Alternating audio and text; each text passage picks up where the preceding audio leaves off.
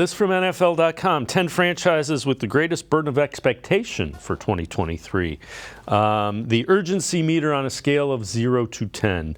Bills, urgency meter is 10. Jets, urgency meter 9.8. Eagles, 9.6. Bengals, 9.4. Browns are 5th. They say 9.0.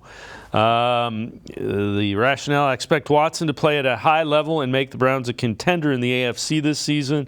But if, after all this, Watson flops or is merely league average quarterback, heads might roll in Berea. I mean, you could say that about anywhere in the NFL. If you're expected to win and you don't, changes follow.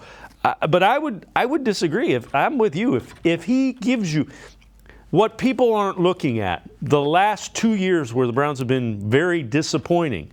Baker Mayfield gave you subpar quarterback play. Might have been because he was injured, but it was subpar. Mm-hmm. Jacoby Brissett's quarterback play was pretty good. The defense was historically bad against the run. I mean, those are two things they addressed.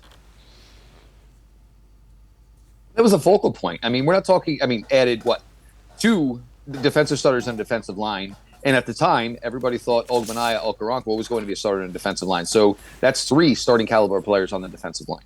You had a major issue at free safety because you didn't have one. No disrespect to John Johnson. What the Browns wanted him to do was, it was a foolish move to make because you were asking somebody to play something that you had never seen before. He didn't have the athletic profile to excel in it. And when John Johnson III had good games is when John Johnson III played similar to the tape we saw for him for the Los Angeles Rams. So major upgrades all around over there.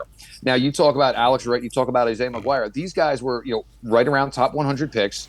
These guys are now contending for the 4th and 5th edge spot on this defensive line. That is a great, great spot to be in. If they can get any defensive tackle to step up and at least show something next to Dalvin Tomlinson, it'll be light years. And it'll probably be the best defensive tackle duo the Browns have had since I've covered this team. And this is now my 7th season covering this team. I mean, I'm tired, and I get it. I think there is just so much, LOL Browns, same old Browns, that nobody's going to believe it until they see it. And I truly understand it, but that doesn't mean that my beliefs are going to change. And I think this is going to be a highly successful franchise, and they have a real good opportunity to shake the stigmatism of what they are within their first 5 games.